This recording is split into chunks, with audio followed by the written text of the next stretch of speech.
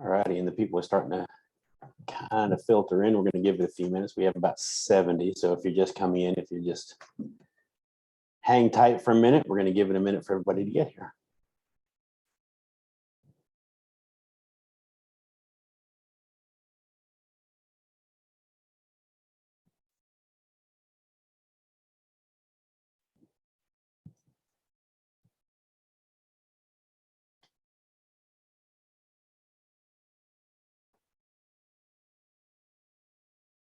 All right, so the entries have slowed down. I'm sure some people will filter in as they get the notice on their calendar or whatever. So we will go ahead and kick it off. Hello, everybody. I'm Steve Goodgame, K5ATA. I'm the Education and Learning Manager for the American Radio Relay League.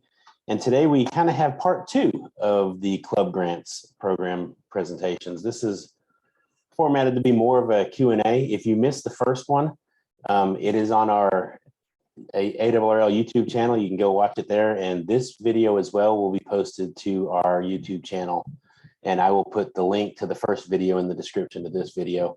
I will try to have that done tonight, depending on how fast the video downloads. If not, it'll be done first thing in the morning. And one more little housekeeping thing. Any questions that you have as they come up, if you would post them in the question and answer section, not in the general chat, I'll be fielding the questions from there. You won't see those questions pop up, but we'll see them as they pop up, and I'll mark them off. And we won't answer those until, I guess, towards the end of the program. So if you post a question, trust that it did get posted to us, and so you don't have to post it 8 times. It'll get there. We just aren't. You won't be able to see them there. And on that note, I'm going to go ahead and turn this over to Mike Walters. He is our club services manager, and Fred Kimmer, who is our division director for up here in New England. And y'all kick it off, gentlemen. All right, great. Thank you very much, Steve. And welcome everybody. Good afternoon for those on the West Coast. Good evening, everybody else. Thanks for taking the time to join us and hear some more about the Club Grant Program and hopefully get your questions answered. So can we get the first chart here, Mike? Great. So for those of you who don't know briefly, the ARRL and ARRL Foundation are privileged to have received $500,000 in grant money from ARDC, the Amateur Radio Digital Communications Group, specifically with a charter to dispense it to clubs for worthy amateur radio projects between now and the end of 2022. And our basic goals with this program are to provide the money to clubs who have plans and programs that they want to do that are transformational in nature for amateur radio. And we'll talk a little bit about what we mean by that. Things that are important are the impact that you have with your grant on training and educating hams and young people particularly, as well as creating public awareness and support for amateur radio. You do not need to be a 501c3 or equivalent to apply for a club grant, but it is a small plus for you if you are, but you don't need to do that.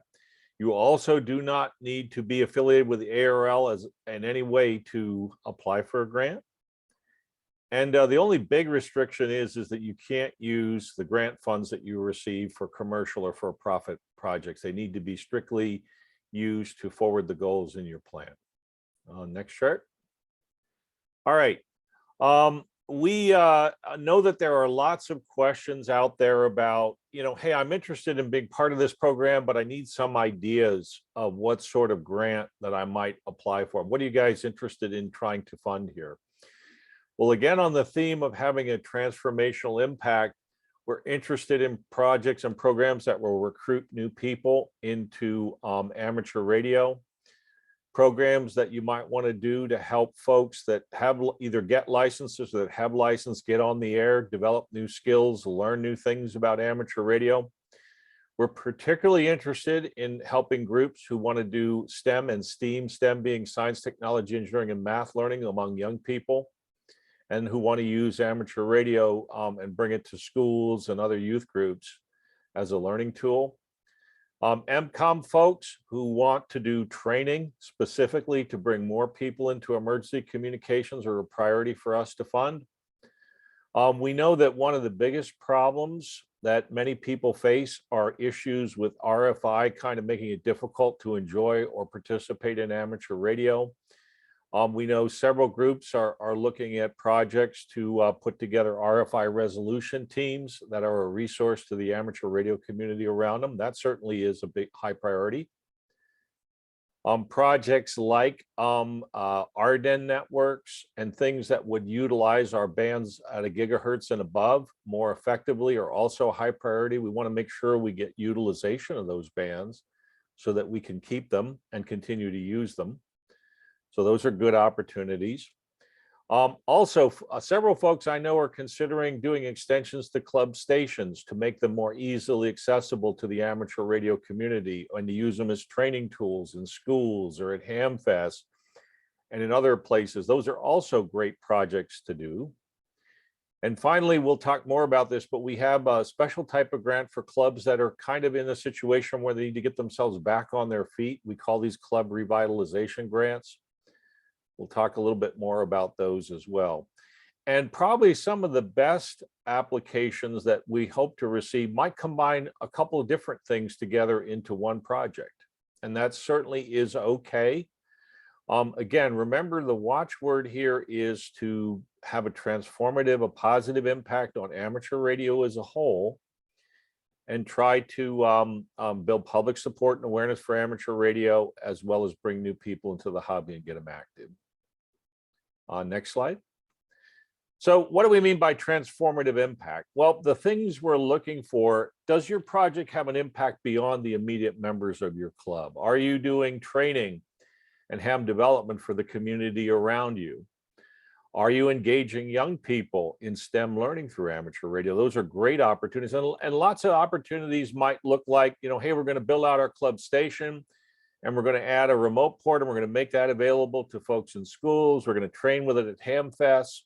You know, be creative and try to combine something that your club wants to do and weave in these elements into your project to make it more valuable. Also, anything that you can do to help the public understand the value that amateur radio brings to the community around you and to the nation, and to build public support for amateur radio is also very, very important.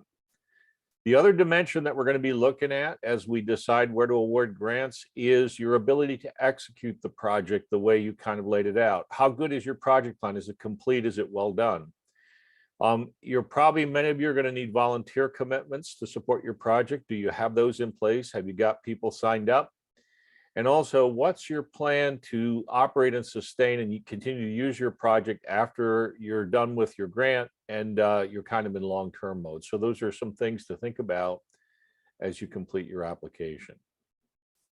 Next slide. Club revitalization grants. We know there are some clubs out there that are struggling to kind of get back on their feet. And we have a special class of grants available for clubs that might need a little bit of money, maybe to get some new activities started, to fund a place to meet, to do some programs to license and recruit new people. These are all great opportunities for a club that wants to go down this path. And one of the things that Mike has done a great job with is he has lined up experienced folks to act as mentors for you as you create your plans and execute your plans to revitalize your club. And that's a resource that if you're thinking about doing a grant like this, please reach out to Mike, and Mike will get you fixed up with a club mentor. These are people who are experienced club presidents who maybe rebuilt clubs in themselves or have applicable experience that they can use to help you sort out how to go about restarting your club and getting it where you want it to be. Next chart. All right, Mike, I think it's over to you.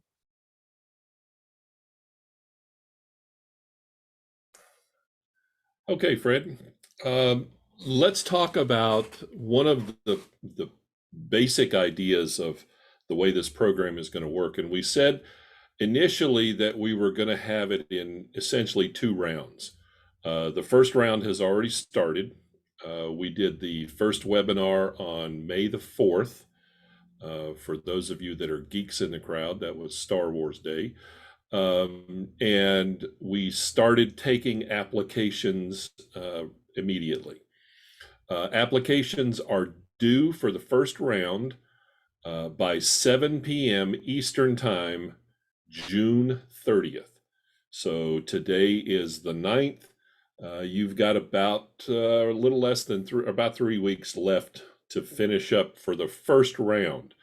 Now, the second round will start later on this summer, but the first round the application period will end June 30th. Applications that come in after that will be pushed to the second round. So, you know, if you don't get your application in right now, if you're still building on your idea, don't give up on us. There are still opportunities later on in the second round, but we want folks to take a look at this. Grant recipients will be notified at the end of, or toward the end of July, and then contracts executed and checks written. We will be doing all of that in early August. Now, it says contracts executed. What that means is if your club is chosen for a grant, there is an agreement that we will send to you. It's not a big 40-page legal document. It's very simple. It says you're basically going to do what you say you're going to do with the money, and you're going to tell us about how you're going to use it, and you're going to report to us how you're using the money. So there are some requirements for reporting. There's also some info in there on if you receive a grant, we want you to cooperate with the ARRL in our social media and marketing efforts to say, you know, basically we got a grant and this is what we're doing with it. This is the good we're doing with it. So that's how that's going to work out. And then let's see, I'm on here.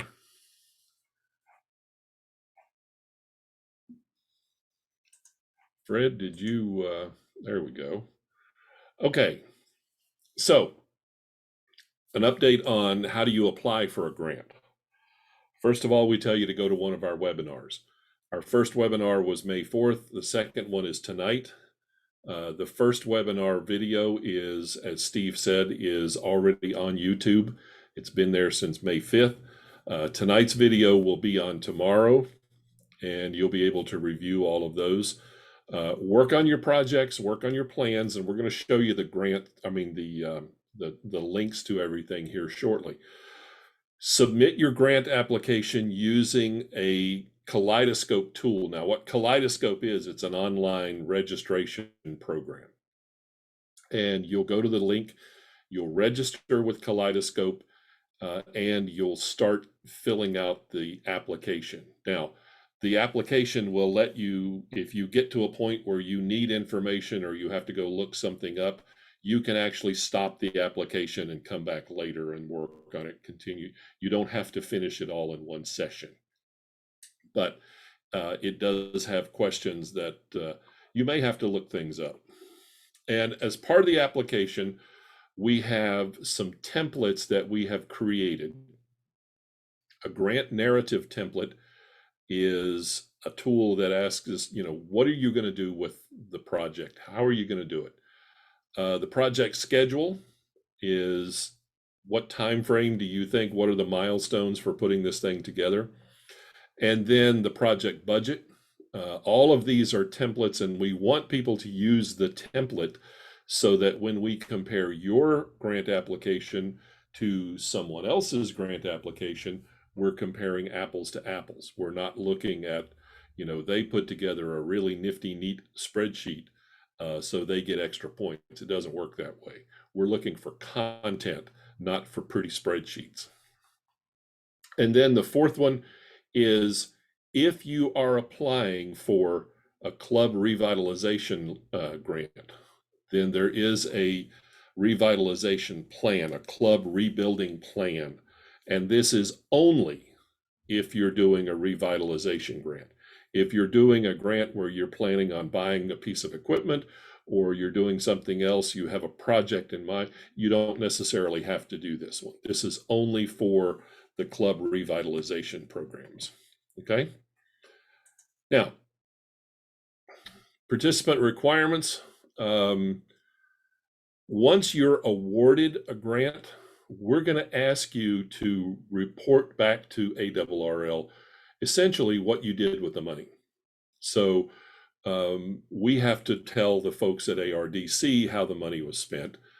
So we're asking you guys to report to us essentially in 6-month intervals. We may request in 3 months, but you don't have to wait that long. So if you apply for a grant that says we want to buy a certain piece of equipment or an antenna for a station, and you do that and you put everything up in the first couple of months, take a picture of it, send us a report and say, we're done. We've used the grant, we've used everything we were supposed to do, then we're great. If it's an ongoing grant, we want to know how you're doing with it. And this is where the media and the rights to use with the ARRL, we want to write stories about this. We want to do social media. We want to do Facebook. We want to do other things. And this is where we want you to be part of that. Okay?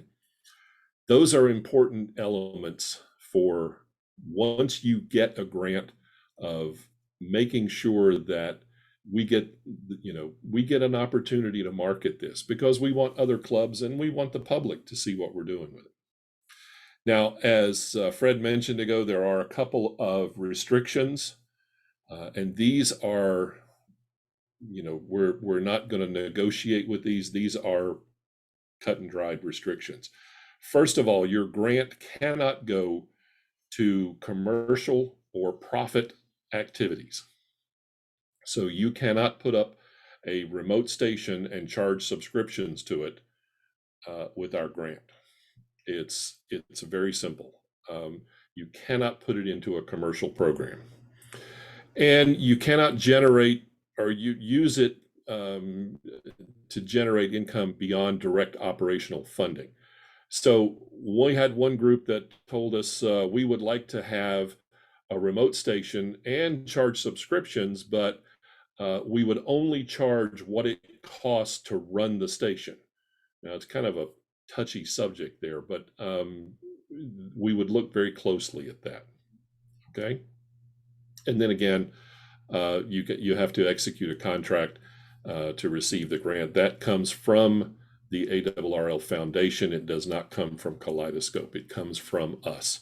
So once we get to the end and you're chosen for a grant, then we would send you the contract for review. Okay. So let's take a look. Where do we do all this stuff? So there's some important links. The first one is the link to the ARRL Foundation Club Grant Program. ARRL.org club-grant-program. And this is the page where we're going to start everything. This is the foundation site. It has links to the application page. It has links to videos. It has links to these presentations. All of that is on that page. Okay. Once you decide you want to apply, then we have the link here for Kaleidoscope. And all of this is actually on the first page, the Club Grant Program page. So you can apply on the only way to apply. I've actually gotten a couple of emails that said, can we just send our application directly to you? No, you cannot. You have to go on and fill out the information that's on the Kaleidoscope application page. So you have to do that. There is an email address, clubgrants@arrl.org. That actually comes directly to me and a couple other folks, but generally I'm the one that's helping to answer those questions. So if you do have a question, and I get several of them a day right now, clubgrants@arrl.org. And then the instructional video is also on Ham Radio 2.0 on YouTube. And this is them walking through the application itself on Kaleidoscope.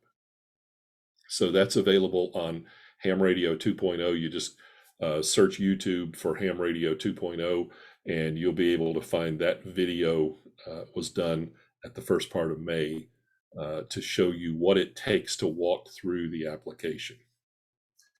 Now, we have a couple of questions that we're going to get to in just a moment. One of the things I wanted to touch on is the scenarios that we're seeing people coming up, questions that are coming up. And a lot of it revolves around, we would like to be able to do this. Is this something that we can actually apply for a grant? I'm going to tell you right now, you can apply for a grant for virtually anything you want. Don't be discouraged if you don't necessarily think, oh, this fits into one of those categories that Fred was talking about. If you have a plan, it involves amateur radio, it involves training, it involves teaching students, it involves ham radio, either if it's equipment or it's, if it's a program that you want to support, fill out the grant program, fill out the application. We'll take a look at it. If it's really out there, we may go back to you and say, let's talk about this before we go any further. But you'll be very surprised to know that we intend to be very liberal in the way these are awarded. But you have to apply. So we have applications that have already been finished. None of them have been graded or reviewed yet. That won't happen until the end of the application period. But we already have some applications that have been submitted.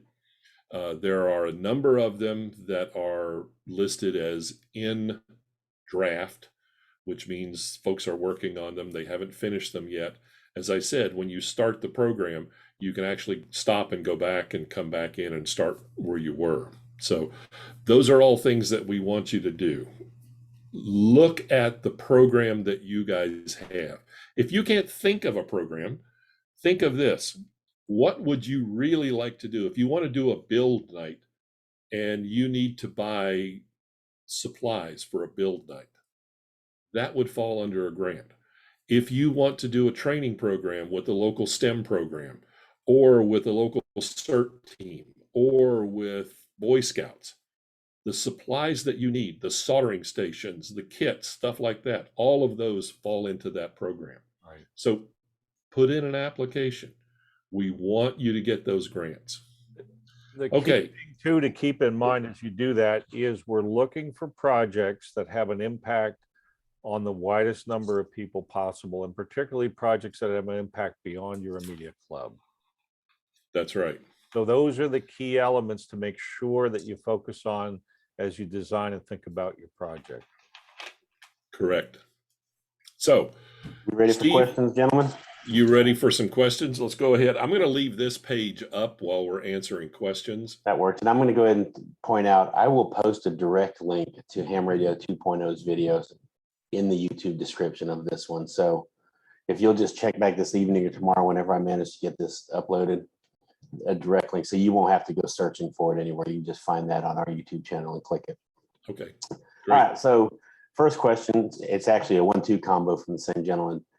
Is there a timeline for when the money has to be spent? Yeah, let me take that one. There is no set timeline.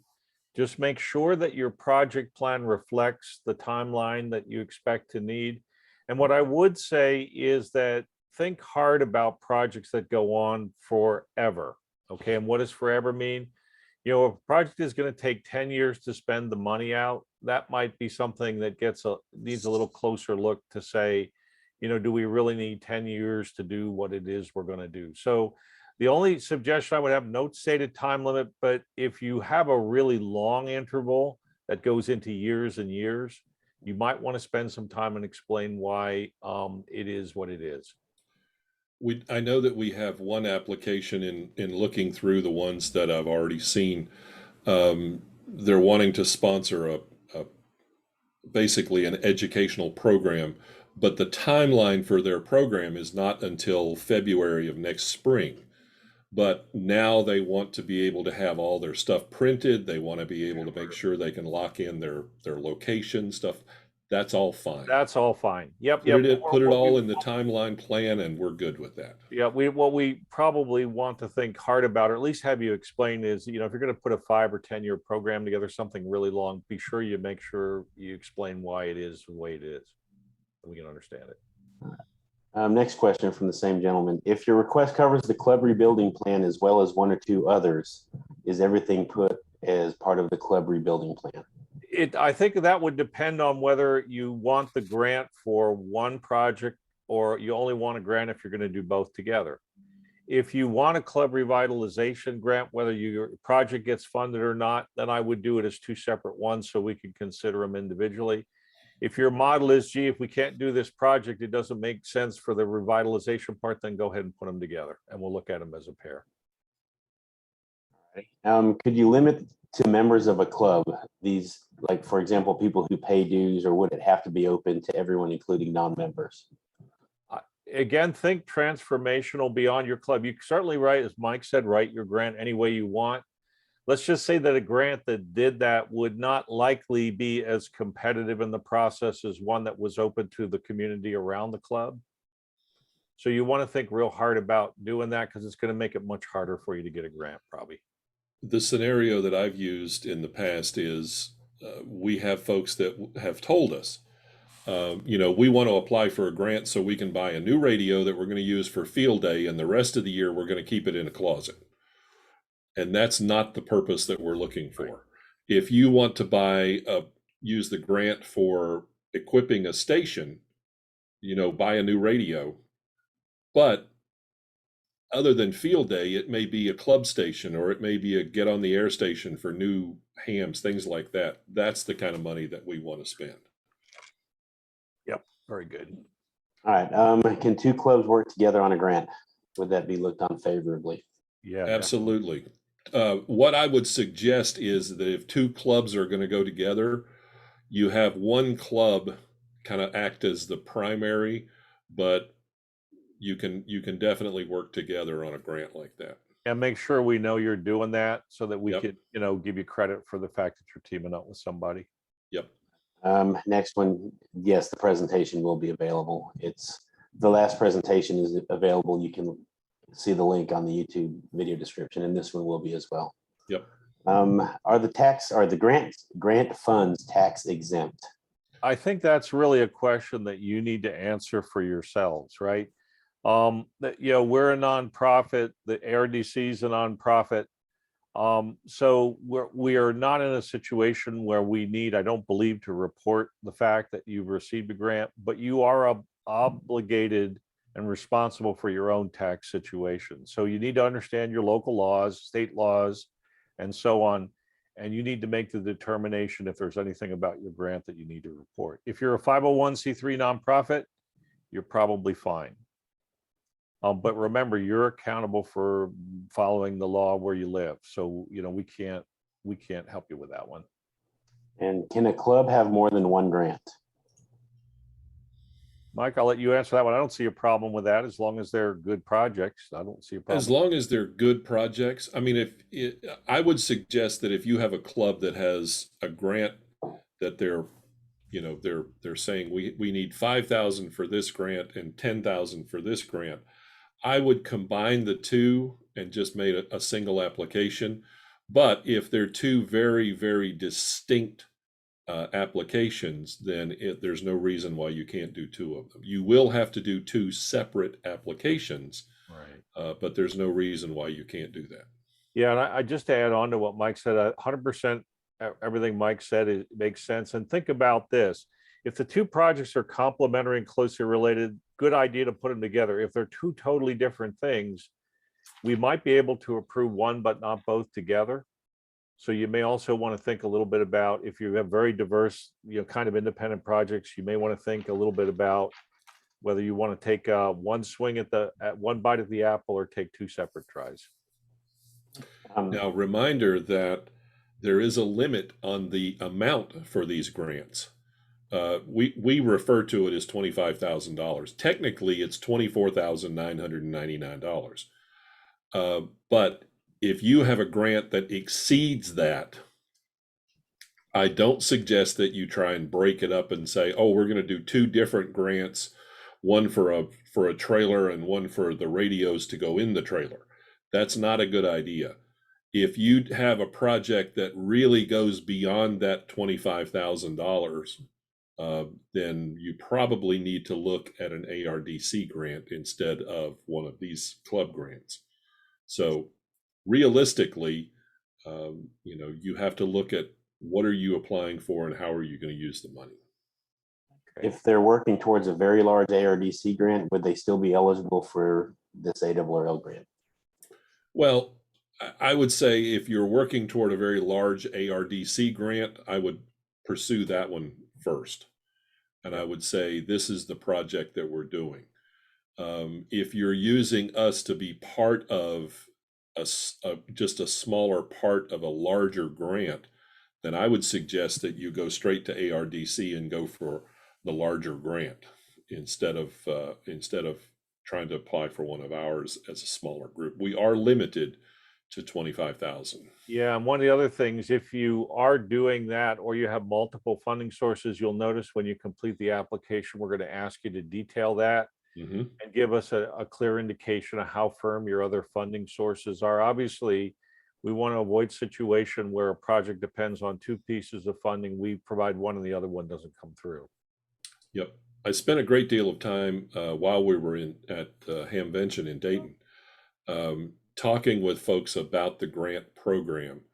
And one of the things that has come up several times is we want to apply for a grant and we already have funding available to us through the county or through the town or through whatever.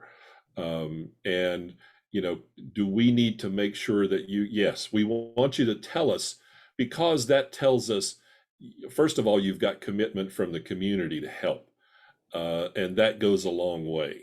So when you fill out that application, there is a place in there for you to talk about what additional funding are you getting. Yep. And if you do have funding locked up that in support or a commitment for matching funding, get a letter from the person that's providing that funding for you and include it in your application so that we know you've got it locked up. That will definitely help you. Let's see, this person's youth science club designs and builds radio related items. Can the money be used to manufacture those items, which are in turn sold, and the money earned is returned back into the manufacturing? No profit, but used to continue their projects.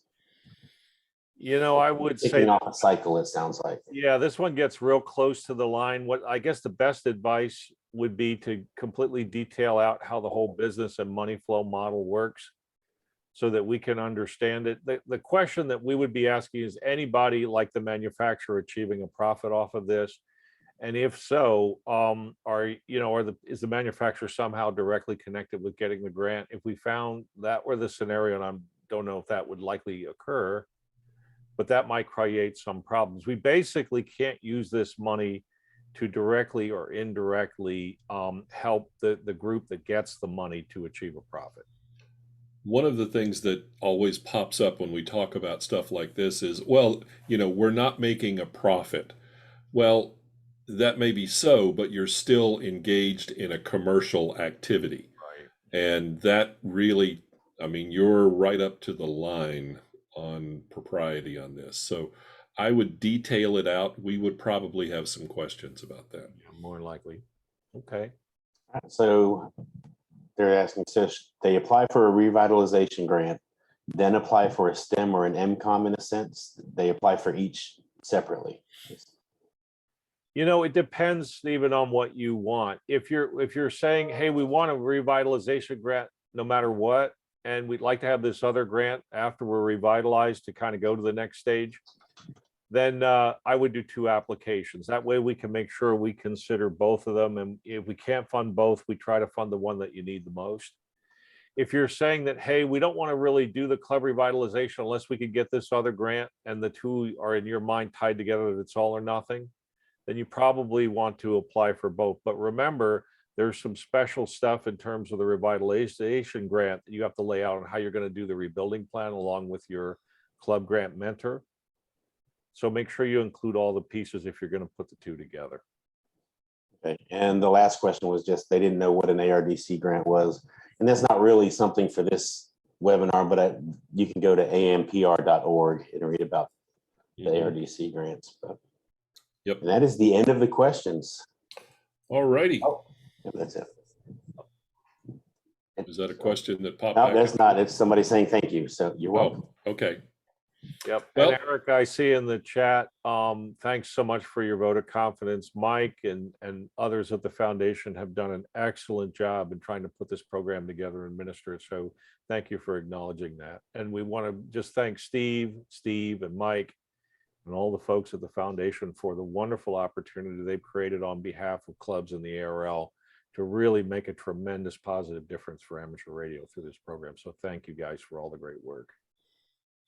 The fun part is really we're waiting for June 30th because we know the fun starts then is when we start to look at these applications and start trying to figure out who we're going to write checks for. So we appreciate I think the it. fun starts when the checks start flowing. The fun always starts faces. when the checks start rolling. That's always fun.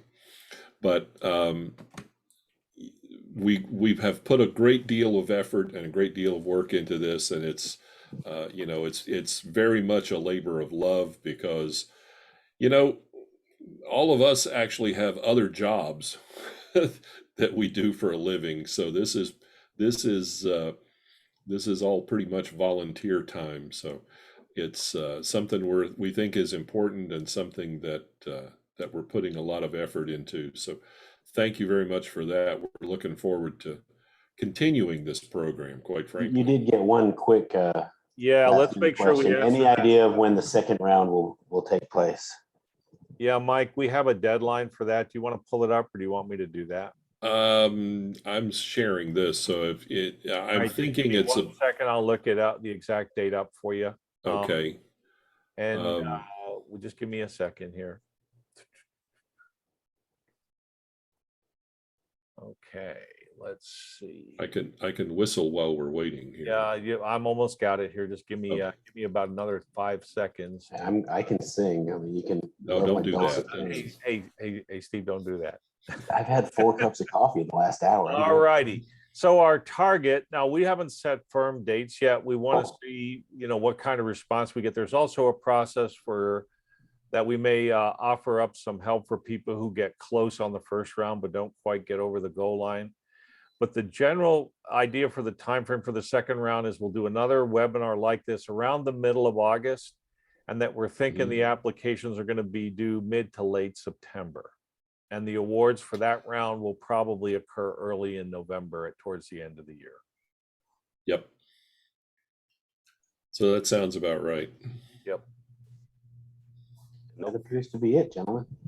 All right, folks, thank you so much for your interest. Go get some grant money and go do something great for amateur radio with it. And then make sure you share with us what exactly you I would love to come springtime. We would really love to have all the things that people are doing with club across the country. Yep, might make a wonderful showcase for Dayton next year, among other things. 73. Well, with that, I will bring this to a close. Thank you, everybody. And 7-3.